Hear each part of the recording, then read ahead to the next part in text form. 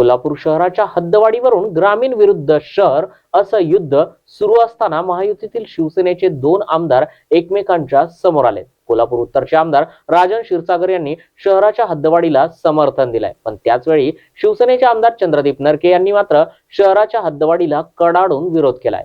आज कोल्हापूरच्या हद्दवाढीच्या समर्थनार्थ आणि हद्दवाढीच्या विरोधामध्ये आंदोलन सुरू आहे। उद्या याच कारणावरून कोल्हापूर जिल्ह्यातील लोकप्रतिनिधींची उपमुख्यमंत्री शिंदे यांनी बैठक देखील बोलावली आहे।